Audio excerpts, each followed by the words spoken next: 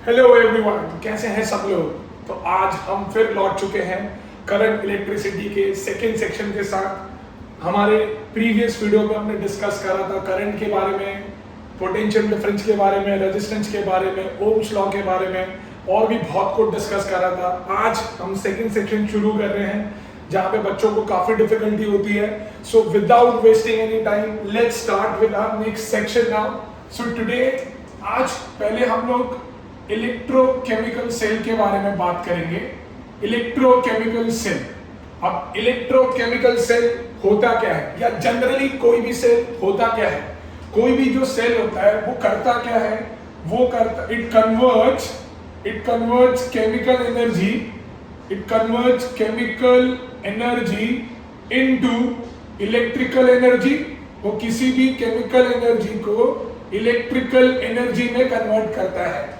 किसी भी सेल का पहला काम होता है कि वो किसी भी केमिकल एनर्जी को इलेक्ट्रिकल एनर्जी में कन्वर्ट करता है। दूसरा काम होता है, बहुत बार ये मिसकंसेप्शन होता है कि सबको लगता है कि सेल का काम है चार्ज को प्रोड्यूस करना। अरे भैया, चार्ज कभी प्रोड्यूस नहीं होते, चार्ज ऑलरेडी होते हैं। जिसने कंजर्वेशन ऑफ चार्ज पढ़ा होगा उसको पता होगा कि charges can neither be produce nor be destroyed. ठीक है, तो जो सेल होता है वो चार्ज को प्रोड्यूस नहीं करता, वो क्या करता है, वो सिर्फ चार्ज को मूव कराता है। ठीक है, सेल का काम होता है चार्ज को मूव कराना। तो इसका जो दूसरा काम है, इट मूव्स चार्जेस। ठीक है, इट मूव्स चार्जेस, वो चार्जेस को मूव कराता है। एंड तीसरा काम है, इट मेंटेन्स पोटेंशियल डिफरेंस। ठीक है, it maintains potential difference across the ends. उसके सेल के जो एंड्स है वहां पे पोटेंशियल डिफरेंस को मेंटेन रखने का काम वो करता है। बिकॉज कल के वीडियो में हमने देखा था कि करंट कब फ्लो करेगा, करंट तब फ्लो करेगा जब पोटेंशियल डिफरेंस मेंटेन होता है। तो सेल मेजरली ये तीन काम करता है। पहला वो क्या करेगा, वो केमिकल एनर्जी को इलेक्ट्रिकल एनर्जी में कन्वर्ट करेगा। दूसरा वो क्या करेगा, वो चार्जेस को मूव करता है।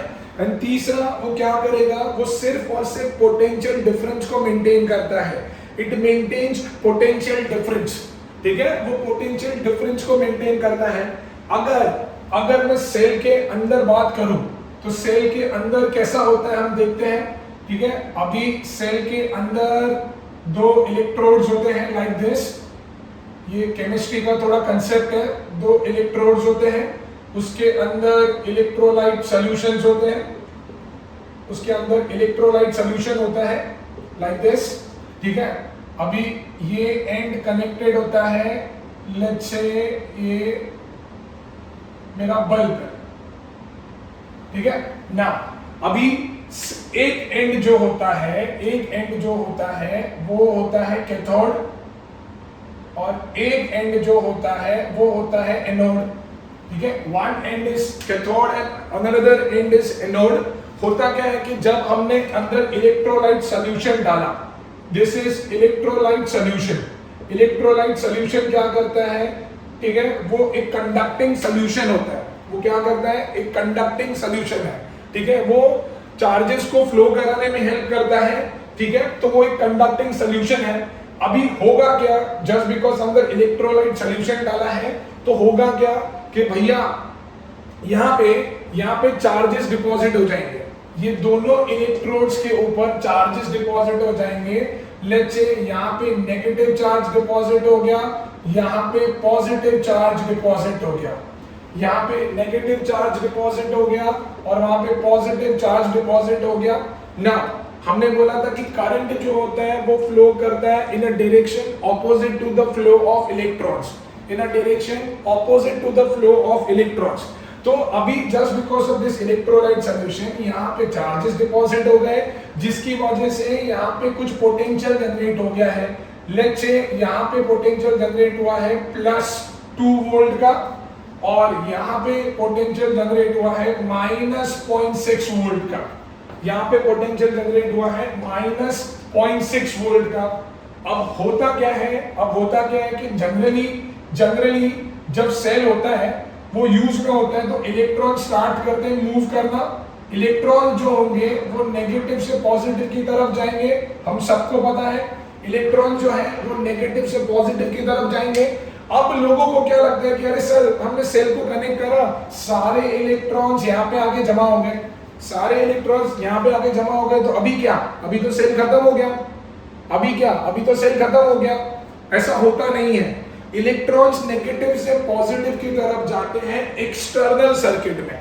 इलेक्ट्रॉन जो है नेगेटिव से पॉजिटिव की तरफ जाते हैं एक्सटर्नल सर्किट के अंदर। एक्सटर्नल सर्किट मतलब बाहर के जो सर्किट है सेल के बाहर, ये तो सब कुछ सेल के अंदर तक का है, सेल के बाहर जो है वहां पे इलेक्ट्रॉन्स मूव करेंगे नेगेटिव से पॉजिटिव की तरफ। अब जिसके अंदर, इसके अंदर जो इलेक्ट्रोलाइट सॉल्यूशन है उसकी वजह से जो रिएक्शन होता है वो होता है एक्सोथर्मिक रिएक्शन।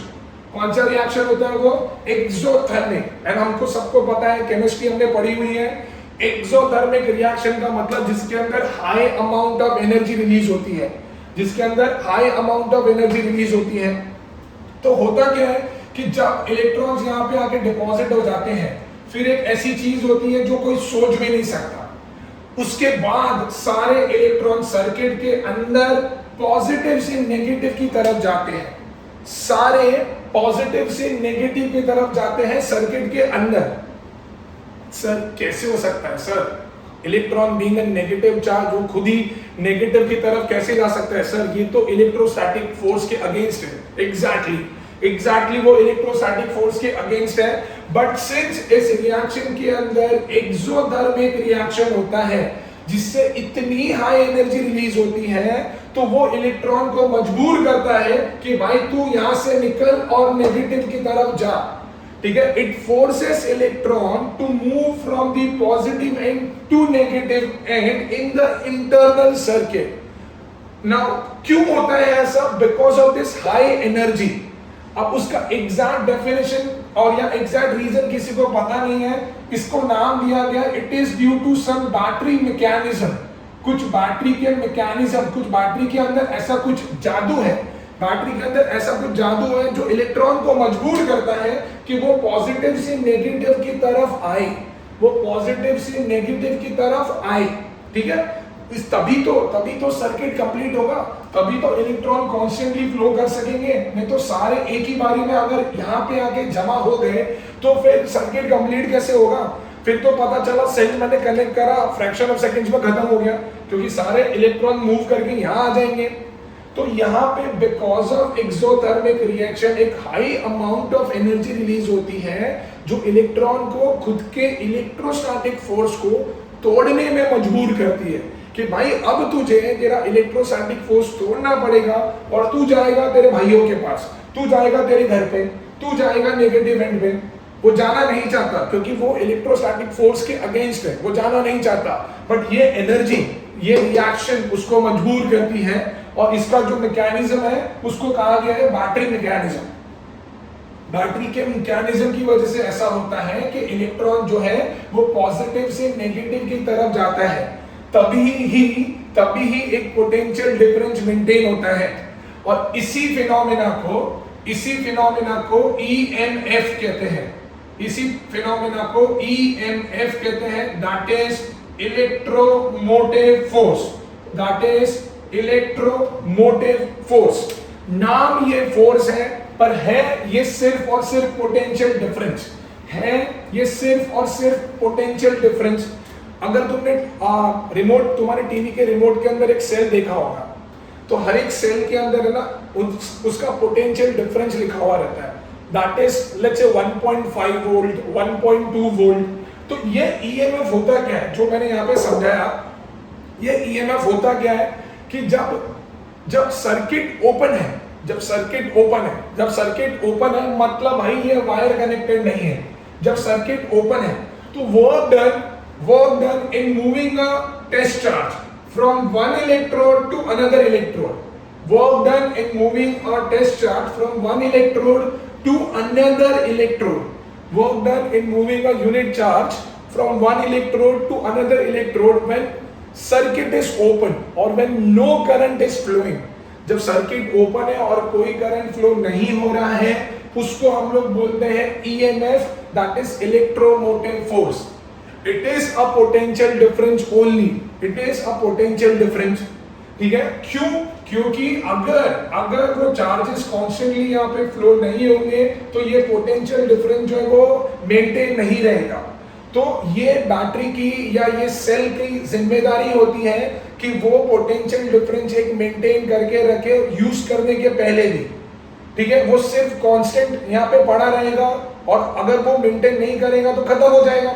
तो सेल का काम होता है कि उसके इलेक्ट्रोड्स के बीच में पोटेंशियल डिफरेंस को मेंटेन करके रखना, जो मैंने यहाँ पे थोड़ी देर पहले लिखा था। ठीक है, तो वो पोटेंशियल डिफरेंस को मेंटेन करने के लिए उसको मेहनत करनी पड़ती है। उस मेहनत को हम लोग बोलते हैं इलेक्ट्रोमोटिव फोर्स, उस मेहनत को हम लोग बोलते हैं electromotive force. And since it is a kind of not it is a kind, it is a potential difference, इसीलिए उसका जो एसआई यूनिट है, इसीलिए उसका जो एसआई यूनिट है वो वोल्ट है, that is V. So how will you define EMF? EMF is nothing but work done, EMF is nothing but work done in moving a test charge from one electrode to another electrode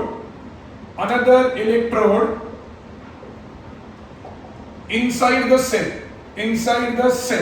ठीक है, when no current is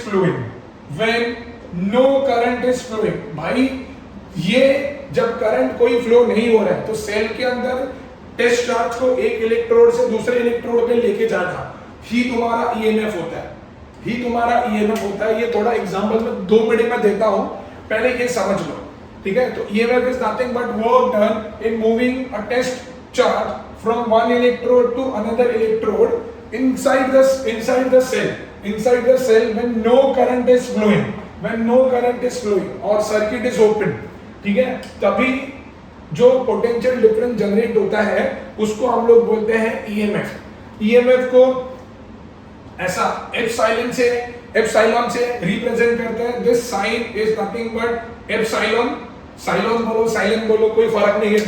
ठीक है, so EMF is nothing but work done in moving a test charge from one electrode to another electrode inside the cell when no current is flowing, उसको हम बोलते हैं EMF। Now coming back to तुम्हारे remote control का cell, अगर तुम वहां पे देखोगे तो सेल के ऊपर अभी तुम्हारे आजू बाजू में इफ इट इज अवेलेबल, तुम सेल निकाल के देखो वहां पे 1.2, 1.5, 1.8 वोल्ट लिखा हुआ रहेगा। वो जो है वो कंपनी प्रॉमिस कर रही है कि भाई इस सेल का ईएमएफ इतना है, मतलब जब तुमने उसको कनेक्ट नहीं करा है ना तब तक उसका पोटेंशियल डिफरेंस उतना ही होगा। अगर तुम्हारे हाथ में 1.8 वोल्ट का सेल है तो that is company is promising कि भाई जब तक तुम्हारे हाथ में वो सेल है उसका पोटेंशियल डिफरेंस होगा 1.8। But once you put it inside the remote, ठीक है, and once current starts drawing from it, जब अंदर तुमने सर्किट के अंदर रखा और करंट वो निकालना शुरू कर रहा है तो पोटेंशियल डिफरेंस कुछ और होगा। वो मैं बताता हूँ कैसे। Are we clear with this? देखो भाई, देखो, समझो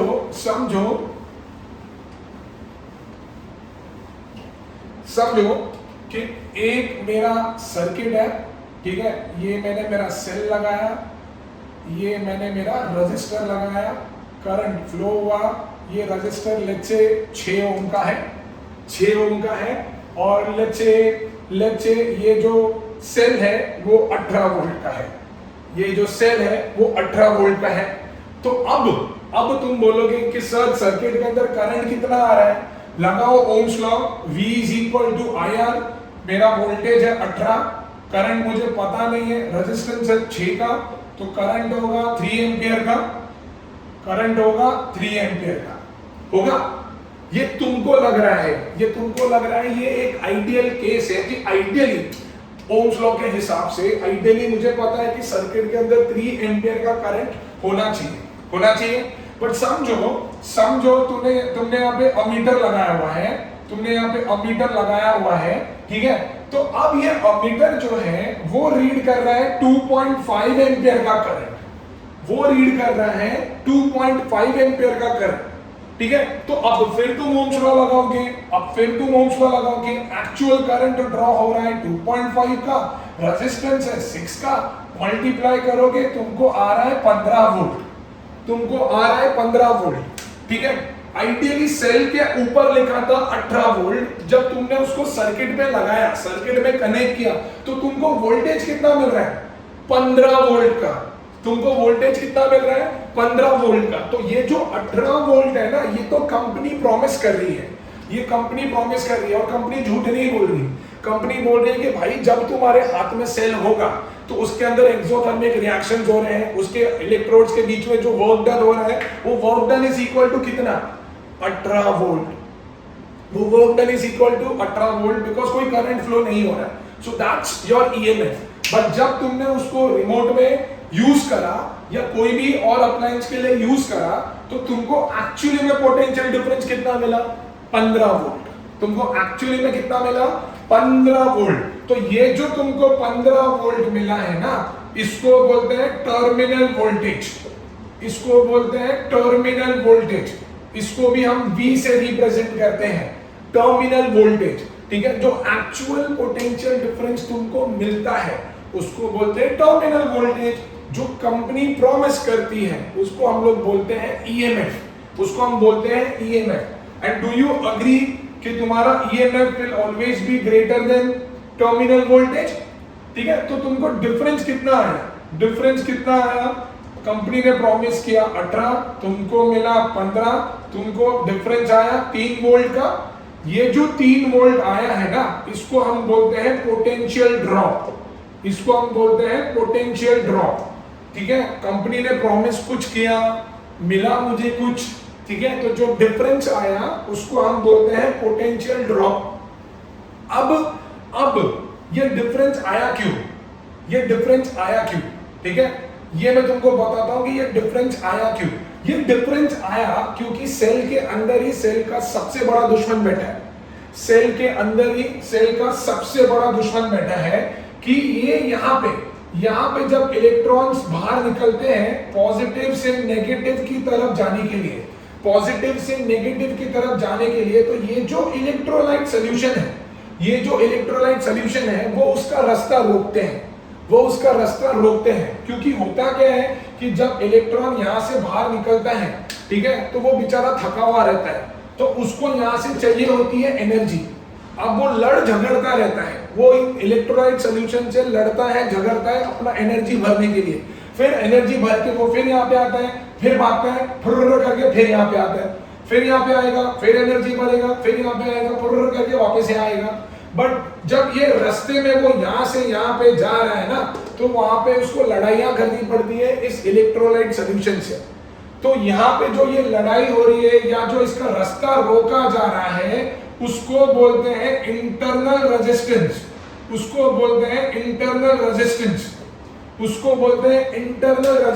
हमने रेजिस्टेंस के बारे में तो सीखा है ना, हमने लास्ट लेक्चर में सीखा था रेजिस्टेंस क्या होता है। Obstruction offered to the flow of electrons, but that is obstruction offered to the flow of electrons in the external circuit. Internal resistance क्या होगा भाई, नाम ही बता रहा है। Obstruction offered to the flow of electrons in the internal circuit. Internal circuit के अंदर जो obstruction offer होता है उसको हम बोलते हैं internal resistance, जिसको हम small r से डिनोट करते हैं। So internal resistance is represented by small r. तो समझ में आ रहा है, मैंने एक ही चीज के अंदर तुमको बहुत सारी चीजें बता दी। मैंने तुमको ईएमएफ बता दिया, मैंने तुमको बता दिया टर्मिनल वोल्टेज क्या होता है, हमने बात करी पोटेंशियल ड्रॉप के बारे में, और हमने बात करी इंटरनल रेजिस्टेंस के बारे में, ठीक है। एक बार हम फिर बात करेंगे।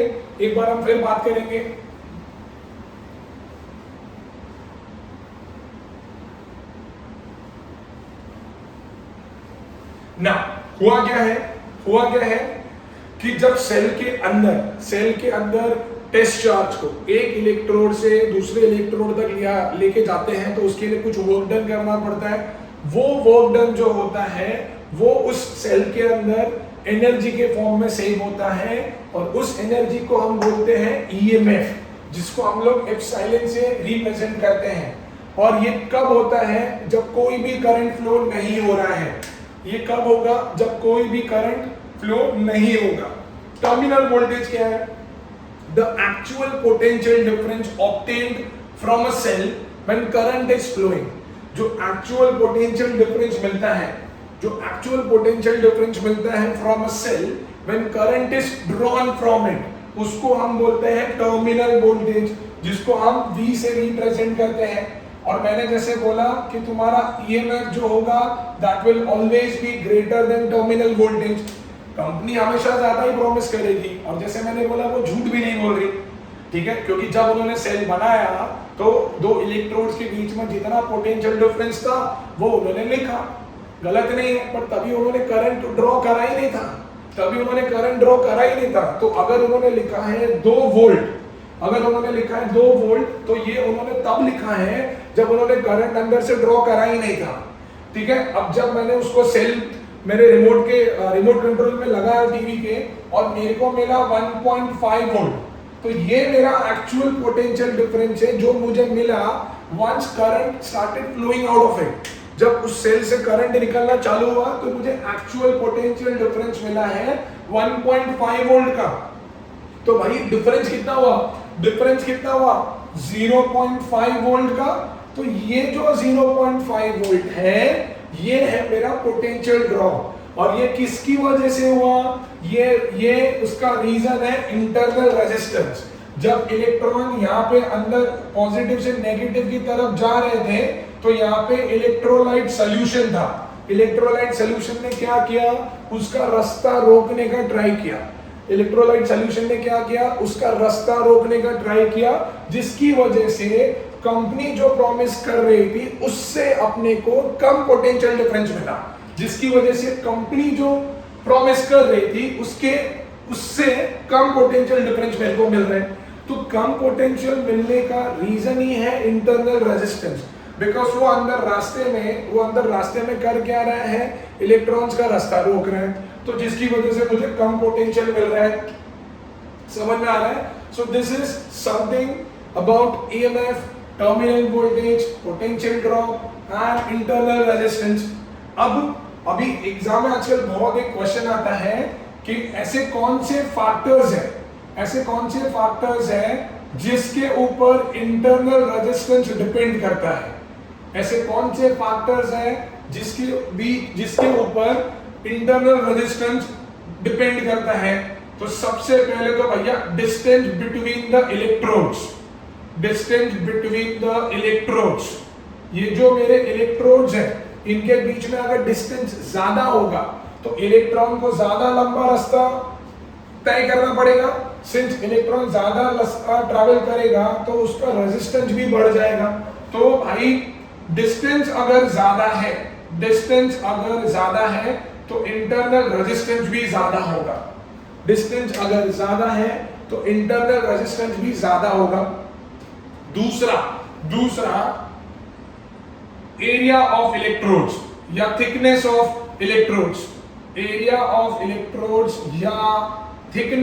इलेक्ट्रोड्स।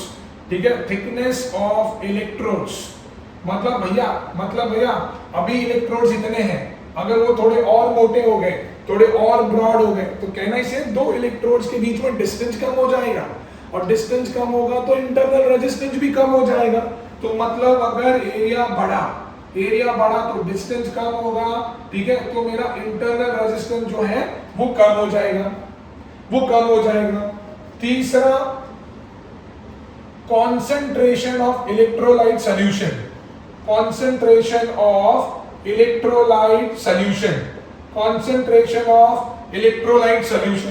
अब अगर यहाँ पे कॉन्सेंट्रेशन जितना हायर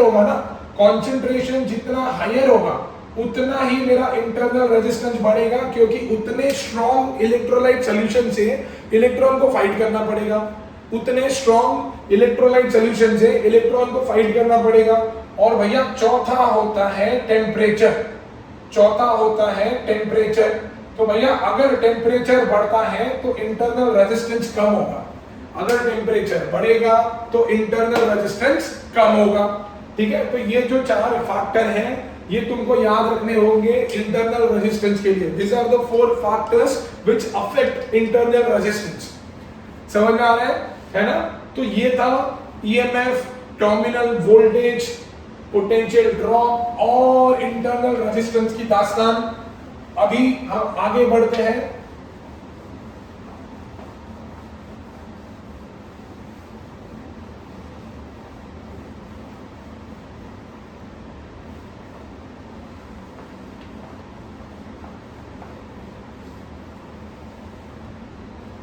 अभी हम देखते हैं रेजिस्टर्स को कनेक्ट करने के लिए कितने अलग अलग मेथड्स है। रेजिस्टर्स मतलब होता क्या है भैया? रेजिस्टर्स मतलब जैसे तुम्हारे पंखे हो गए, तुम्हारी ट्यूबलाइट हो गई, तुम्हारा एसी, तुम्हारा टीवी, जो भी तुम्हारे घर पे अप्लायंसेस है उसको बोलते हैं रेजिस्टर्स। ठीक है, अभी रेजिस्टर्स को कनेक्ट करने के 3 तरीके होते हैं।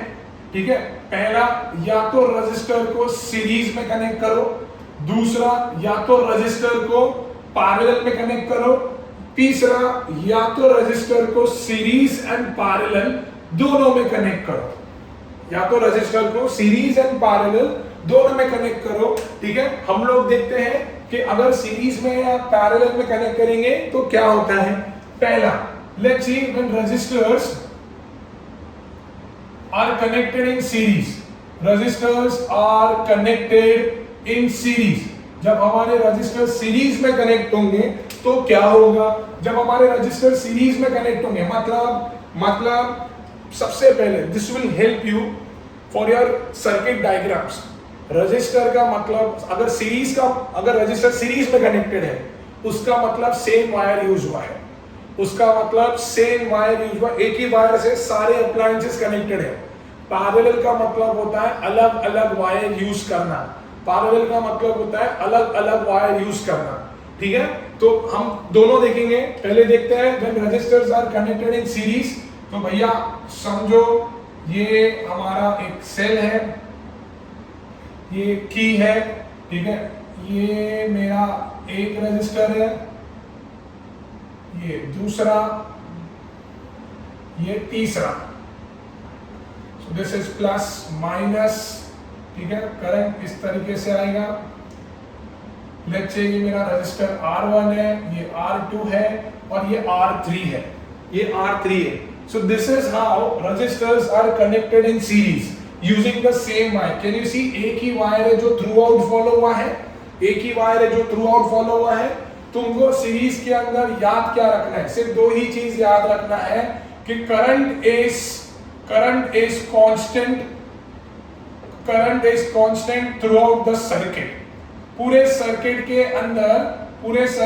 अंदर करंट जो होगा वो हमेशा सेम होगा। मतलब इसको जितना करंट मिल रहा है that would be same as इसको और इसको। मतलब अगर इस सर्किट से करंट आई निकल रहा है सो ये आई जो है हर जगह पे आई ही रहेगा, हर जगह पे आई ही रहेगा। ठीक है, दूसरा पोटेंशियल डिफरेंस गेट्स डिवाइडेड। ठीक है, सीरीज के अंदर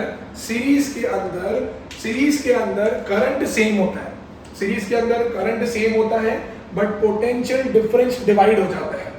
बट पोटेंशियल डिफरेंस जो होता है वो डिवाइड हो जाता है भाई। ठीक है, वो डिवाइड हो जाता है। अभी देखो ये मेरा सेल है। ठीक है, ये मेरा सेल है of some voltage. Now can I say according to Ohm's law, यहाँ पे V will be equal to IR। according to Ohm's law यहाँ पे V will be equal to IR। इसको अभी रजिस्टर R1 में कितना वोल्टेज पहुंचेगा? लेट्स से यहाँ पे जो वोल्टेज पहुंच रहा है वो है V1, यहाँ पे जो वोल्टेज पहुंच रहा है वो है V2 और यहाँ पे जो वोल्टेज पहुंच रहा है वो है V3। मैंने क्यों लिखा है V1, V2, V3? क्योंकि सीरीज में मैंने यहाँ पे लिखा है कि पोटेंशियल डिफरेंस डिवाइड हो जाता है तो मतलब भाई यहाँ पे जो मेन V है, लेट्स से अगर ये 10 वोल्ट का है तो 10 वोल्ट यहाँ पे नहीं रहेगा, यहाँ पे नहीं रहेगा, यहाँ पे नहीं रहेगा, वो डिवाइड हो जाएगा। तो मैंने अज्यूम करा कि इसको जो पोटेंशियल डिफरेंस मिल रहा है वो है V1, इसको जो मिल रहा है वो है V2, इसको जो मिल रहा है वो है V3, बरोबर ना। अभी अगर मेरे को ये निकालना है कि भैया इसको कितना पोटेंशियल डिफरेंस मिलेगा, इस रजिस्टर R1 को कितना पोटेंशियल डिफरेंस मिलेगा, वापस यूज करते हैं ओम्स लॉ। ओम्स लॉ में होता है V is equal to IR, पर यहाँ पे इसका जो वोल्टेज है वो है V1, तो V1 is equal to IR1, V1 is equal to IR1, मतलब इसको जो पोटेंशियल डिफरेंस मिलेगा रजिस्टर R1 को, that is equal to V1 equal to IR1।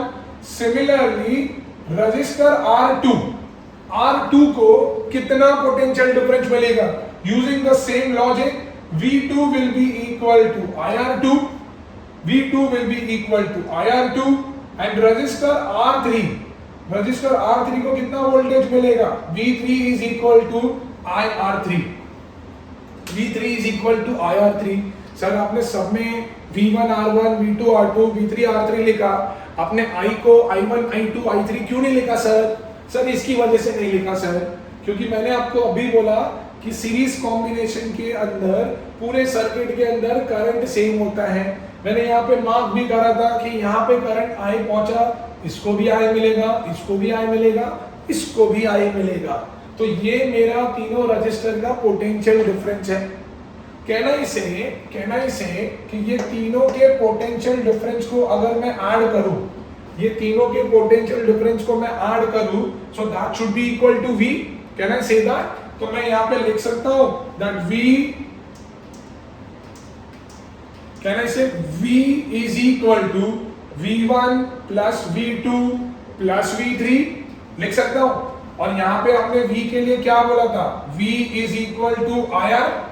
Ideally इसका वोल्टेज अगर मुझे चाहिए तो मुझे क्या चाहिए रहता है, IR, है ना। तो V is equal to IR, V1 क्या था IR1, V2 क्या था IR2 और V3 क्या था IR3।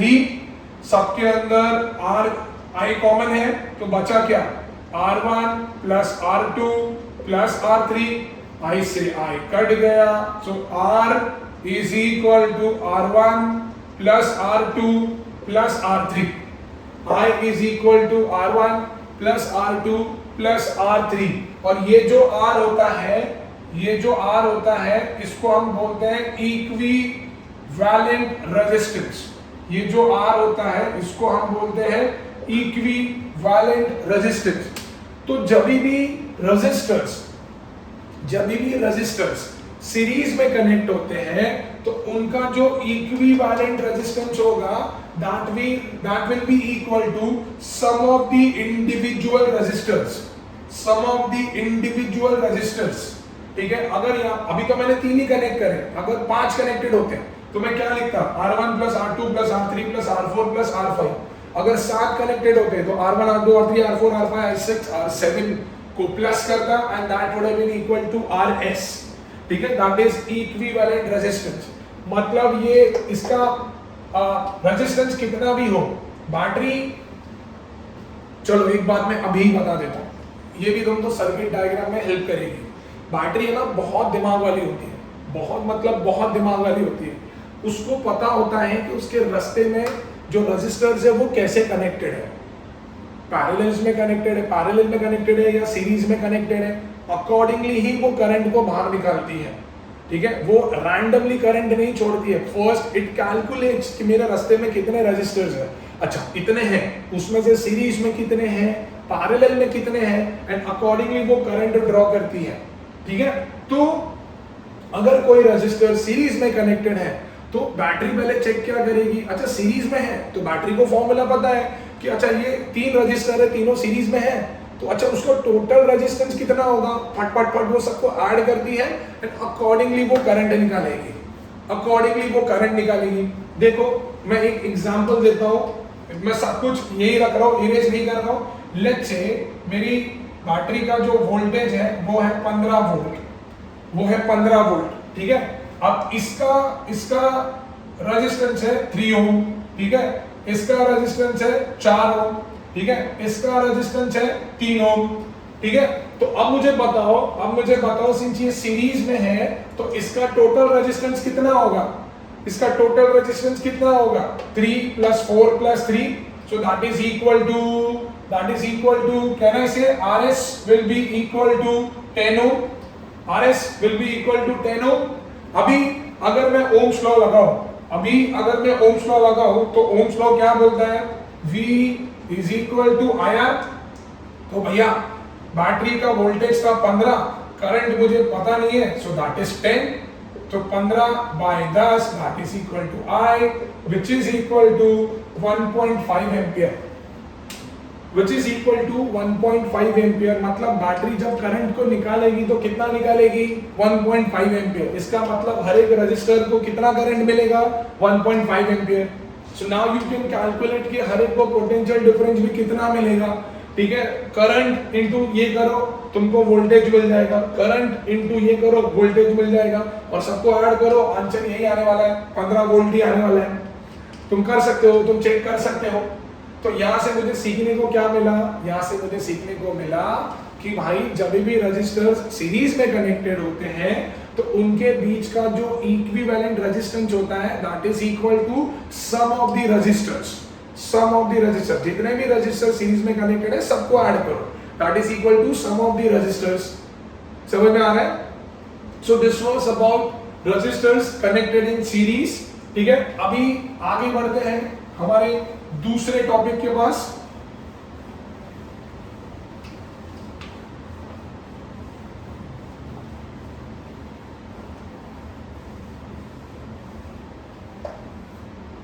नाउ ठीक है, now what happens when resistors are connected in parallel, when resistors are connected in parallel, जब रेजिस्टर्स को पैरेलल में कनेक्ट करेंगे तो क्या होगा।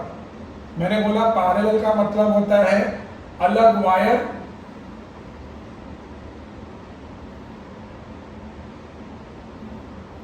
पैरेलल का मतलब होता है अलग वायर,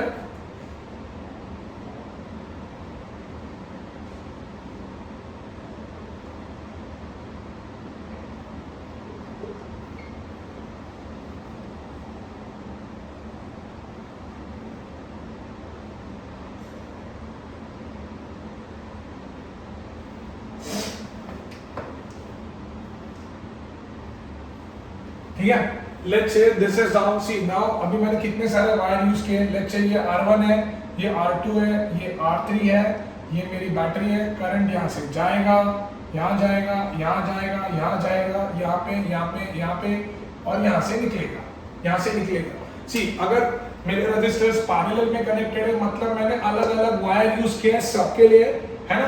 तो पैरेलल में तुमको याद रखना है कि क्या सेम रहेगा, it is exactly opposite of series. Parallel series के अंदर जब हम कनेक्ट करते थे तो क्या सेम रहता था, करंट सेम रहता था। तो इस केस में PD will remain same, PD will remain same, that is potential difference will be same and current gets divided, current जो होगा वो divided हो जाएगा, वो divide हो जाएगा। मतलब यहां से मेरा करंट निकला I, यहां से मेरा करंट निकला I, ये यहां पे गया I1, यहां पे गया I2, यहां पे गया I3, यहां पे I1 था, ये I2 था, ये I3 था, ठीक है। और वापस जब यहाँ पे आएगा तो करंट फिर हो जाएगा I। इस तरीके से सर्किट कंप्लीट होता है। समझ में आ रहा है? तो अगर कोई रेजिस्टर्स पैरेलल में कनेक्टेड है तो वहां पे सर्किट के अंदर पोटेंशियल डिफरेंस सेम रहेगा और करंट जो होता है वो डिवाइड हो जाता है। करंट डिवाइड इसलिए होता है क्योंकि रास्ते चेंज हो गए, वायर बदल गया तो करंट हमेशा बदलेगा, करंट हमेशा डिवाइड होगा, ठीक है ना। अभी अगर मैं बैटरी के बारे में बात करूं तो बैटरी का जो पोटेंशियल डिफरेंस होता है वो कैसे कैलकुलेट होता है, that is equal to IR, और सिंस करंट सेम है तो यहाँ पे I would be equal to what, V by R, I would be equal to what, V by R, let's talk about register R1। Register R1 के लिए क्या होएगा? अगर मैं रजिस्टर R1 के लिए मैं ओम्स लॉ लगाऊं तो that would be V is equal to I1 R1। Sir आपने V क्यों रखा? क्योंकि पोटेंशियल डिफरेंस सेम है ना भाई, क्योंकि पोटेंशियल डिफरेंस सेम है, तो यहां से अगर मुझे I1 की वैल्यू चाहिए so that would be V by R1। Similarly register R2, register R2 के लिए क्या होगा? V is equal to I2 R2। यहां से I2 का वैल्यू क्या होगा? V by R2। Similarly register R3 के लिए, रजिस्टर R3 के लिए V क्या होगा? I3 R3। तो यहां से करंट क्या हो जाएगा? यहां से करंट क्या हो जाएगा? I3 would be equal to V by R3 है ना। तो अगर यहां पे मुझे करंट चाहिए सर्किट के अंदर, देखो करंट यहां पे आया, फिर डिवाइड हो गया, वापस जब बाहर निकल रहा है तो ये तीनों को ऐड करके निकल रहा है। यहाँ पे जो ओरिजिनल करंट गया वो अंदर जाने के टाइम पे डिस्ट्रीब्यूट हो गया और बाहर निकलने के टाइम पे वापस वही करंट हुआ जो यहाँ पे था। तो मतलब ये तीनों को ऐड करा जाएगा। तो can I say that I is equal to I1 plus I2 plus I3। I जो था that was V by R, this was V by R1, V by R2 plus V by R3। भाई तो यहाँ पे मैंने V को common ले लिया, 1 by R1 plus 1 by R2 plus 1 by R3। V से V कट गया, so 1 by R is equal to 1 by R1 plus 1 by R2 plus 1 by R3 dot. ठीक है। So this is how resistors are connected in parallel. जब register parallel में connect होते हैं तो उनका जो इक्विवेलेंट रेजिस्टेंस होता है that is equal to sum of reciprocal of individual resistance, that is equal to sum of reciprocal of individual resistance. ठीक है। सो ये तुमको याद रखना पड़ेगा कि जब पैरेलल में कनेक्ट होंगे तो उसका जो इक्विवेलेंट रेजिस्टेंस होगा that will be equal to sum of reciprocal of individual resistance. Parallel के अंदर हर एक रजिस्टर के पास पोटेंशियल डिफरेंस सेम होता है और सीरीज के अंदर हर एक रजिस्टर के पास करंट सेम होता है। ठीक है ना। एक जो बहुत ही इंपॉर्टेंट चीज है वो ये है कि ये मैं इरेज कर रहा हूं। वो इंपॉर्टेंट चीज ये है कि in series equivalent resistance is greater than in series equivalent resistance is greater than individual resistance। जो सीरीज के अंदर इक्विवेलेंट रेजिस्टेंस होता है that is always greater than the individual resistance. जैसे कि 3 रजिस्टर्स है 2 ओम और अगर वो सीरीज में कनेक्टेड है तो उनका इक्विवेलेंट रेजिस्टेंस कितना होगा? 6 ओम। उनका इक्विवेलेंट रेजिस्टेंस होगा 6 ओम। तो इसीलिए सीरीज के अंदर equivalent resistance is always greater than the individual resistance, whereas in parallel equivalent resistance is lesser than individual resistances। equivalent resistance is lesser than individual resistances। ठीक है। पैरेलल के अंदर क्या होता है कि जो इंडिविजुअल इक्विवेलेंट रेजिस्टेंस होता है वो इंडिविजुअल रेजिस्टेंस से हमेशा छोटा होता है। ठीक है। जिसको नहीं समझ में आ रहा है उसके लिए मैं एक एग्जांपल देता हूं। देखो लेट्स से 3 रजिस्टर है R1 R2 R3, तीनों का जो रेजिस्टेंस है दैट इज लेट्स से 2 ओम। अगर मैंने बोला कि ये सीरीज में कनेक्टेड है तो क्या हो जाएगा? RS would be equal to R1 plus R2 plus R3। So 2 plus 2 plus 2, that would be equal to 6 ohm. So isn't it greater than the individual resistances, right? अगर यही सेम चीज मैं बोलूं पैरेलल में कनेक्टेड है तो क्या हो जाएगा, 1 upon Rp will be equal to 1 upon R1 plus 1 upon R2 plus 1 upon R3. So that is 1 by 2, 1 by 2, 1 by 2. So that will be 1 plus 1 plus 1 upon 2, 3 by 2, right? 1 upon Rp is equal to 3 by 2. So Rp क्या हो जाएगा, Rp would be 2 by 3. मुझे at the and तो equivalent resistance का value चाहिए तो मुझे reciprocal करना पड़ेगा. सो 2 by 3, so that will be equal to 0.67 ohm. 0.67 ohm. So isn't it smaller than the individual resistance? Isn't it smaller than the individual resistance? है ना? So that is what I have said. That is what I have written. कि series के अंदर equivalent resistance जो होता है वो individual resistance से ज्यादा होता है और पैरेलल में उल्टा. कभी कभी एग्जाम में आता है if the overall resistance should be lesser than the individual resistances, so how should we connect the resistors in parallel or in series? If the equivalent resistance, या तो अगर ऐसा बोलेंगे if the total resistance should be lower than the individual resistances, then how should we connect the resistors parallel? क्योंकि total resistance मेरे को कम चाहिए और अगर ज्यादा चाहिए तो सीरीज में, अगर ज्यादा चाहिए तो सीरीज में, है ना? तो अगर कहना ही से के सीरीज के अंदर रेजिस्टेंस बहुत ज्यादा हो जाता है क्योंकि टोटल ज्यादा हो गया ना, तो सीरीज के अंदर रेजिस्टेंस बहुत ज्यादा हो जाता है और अगर रेजिस्टेंस ज्यादा हुआ तो करंट कम हो जाएगा भाई. कैसे सर? क्योंकि V is equal to IR, तो I is equal to V by R. तो अगर रेजिस्टेंस ज्यादा हो गया तो करंट तो कम हो गया ना, करंट तो कम हो गया.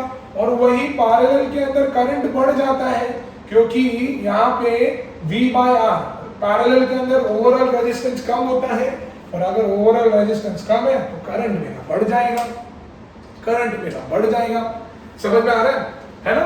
तो ये बात थी सीरीज और पैरेलल के बारे में, ये बात थी सीरीज और पैरेलल के बारे में. ठीक है, अभी हम इसके बेसिस के ऊपर कुछ न्यूमेरिकल्स करते हैं, इसके बेसिस के ऊपर कुछ न्यूमेरिकल्स करते हैं. लेट्स सी कि हमको आता है कि नहीं, क्योंकि ये टॉपिक फ्रेश है तो उसके ऊपर थोड़े सर्किट डायग्राम्स कर लेंगे तो थोड़ा अच्छा रहेगा.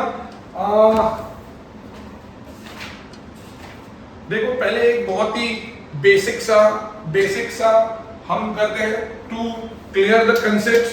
देखो बहुत ही बेसिक का सॉल्व कर रहे हैं. यहाँ पे सम नंबर 10 है.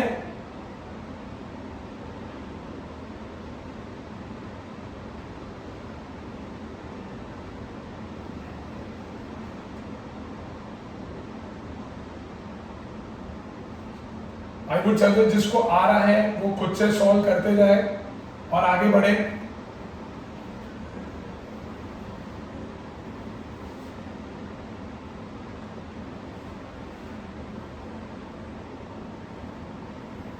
ठीक है, तो क्वेश्चन में पूछ रहा है कि मेरे को ये दो पॉइंट है ए और बी, ये दो पॉइंट है ए और बी, इनके बीच का इक्विवेलेंट रेजिस्टेंस निकालना है, इनके बीच का इक्विवेलेंट रेजिस्टेंस निकालना है. मैंने क्या बोला था थोड़ी देर पहले कि जो बैटरी या सेल होता है ना बहुत स्मार्ट होते हैं, वो रास्ते में पहले ही देख लेते हैं कि रेजिस्टर्स कैसे कनेक्टेड है एंड अकॉर्डिंगली वो क्या करते हैं, अकॉर्डिंगली वो करंट को निकालते हैं. अगर बैटरी होती तो बैटरी को ये दो रेजिस्टर दिखते क्या? नहीं दिखते. बैटरी को इसका इक्विवेलेंट रेजिस्टेंस दिखता सिंस ये दोनों पैरेलल में है. कैसे पता चला सर? क्योंकि वायर चेंज हो गया या करंट का जो रास्ता था वो दो में डिवाइड हो गया. तो भाई ये तो पैरेलल हो गए, तो हम क्या करेंगे, बैटरी को ये दोनों दिखेगा नहीं, बैटरी को ये एक ही दिखेगा, मतलब इसका टोटल रेजिस्टेंस दिखेगा. Now since these two are connected in parallel, तो हम क्या करेंगे, हम इसका इक्विवेलेंट रेजिस्टेंस निकाल देंगे. अब बैटरी को कैसे दिखेगा?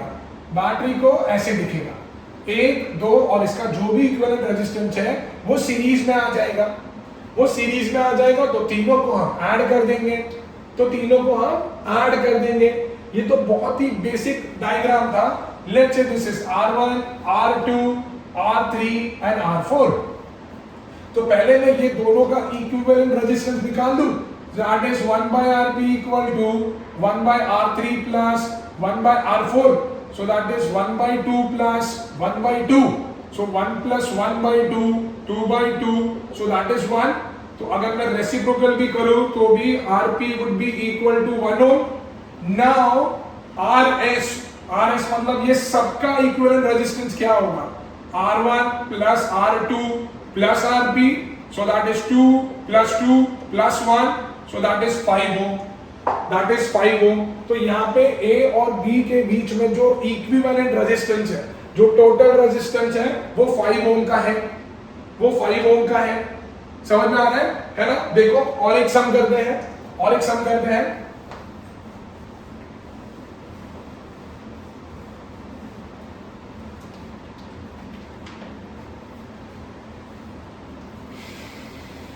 ये हमने किया 10th 12th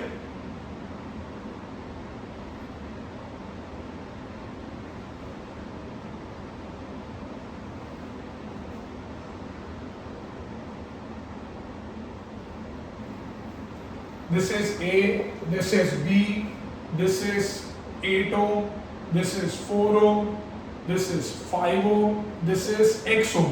ठीक है, और उसने बोला है कि total resistance between A and B कितना था, total resistance between A and B is 4 ओम, 4 ओम है, 4 ओम। A और B के बीच में टोटल रेजिस्टेंस जो है वो 4 ओम है, तो मुझे X की वैल्यू निकालनी है। कितना सिंपल है भाई, देखो ये दोनों सीरीज में है तो पहले इनका टोटल कर देंगे, ये दोनों सीरीज में है फिर इनका टोटल कर देंगे, तो फिर इसका टोटल और इसका टोटल दोनों पैरेलल में हो जाएगा, इसका टोटल और इसका टोटल दोनों पैरेलल में हो जाएगा। तो उसके बाद पैरेलल का फॉर्मूला लगाएंगे और ओवरऑल रेजिस्टेंस दिया हुआ है। सो देखो कैसे करेंगे, I would say Rs is equal to R1 plus R2, so that is 8 plus 4, so that is 12 ohm। Rs dash is equal to R3 plus R4, so that is 5 plus X ohm। so अभी 1 by Rp is equal to 1 by Rs plus 1 by Rs dash।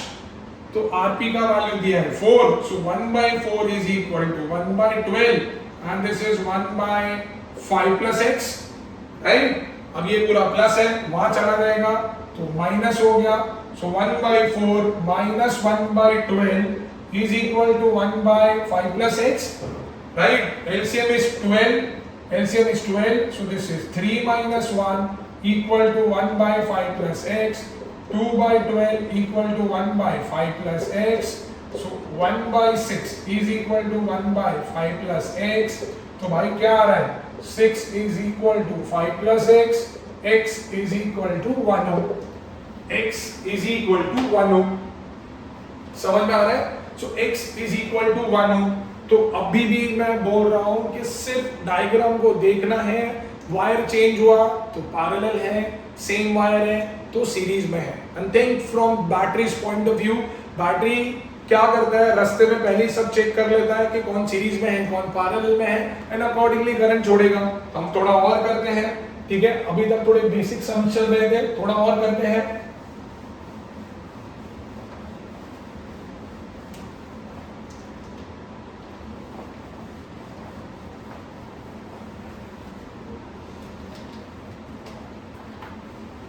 देखो सम number 13, सम number 13,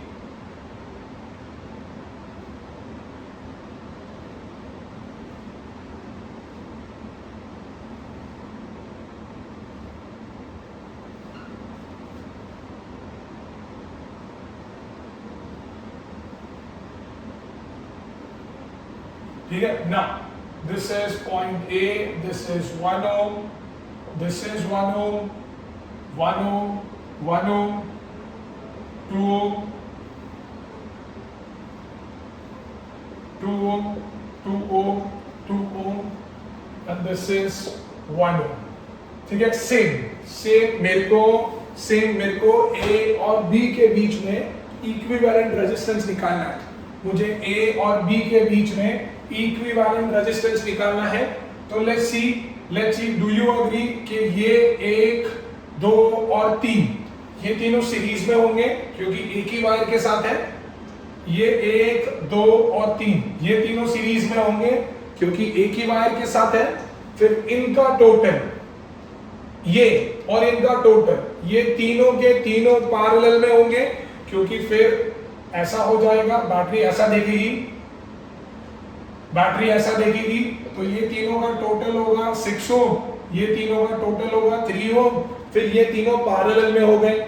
अब ये तीनों parallel में हो गए तो हम उसको फिर सॉल्व करेंगे। फिर जो आंसर आएगा वो इसके साथ और इसके साथ सीरीज में होगा, वो इसके साथ और इसके साथ सीरीज में होगा। देखो करते हैं।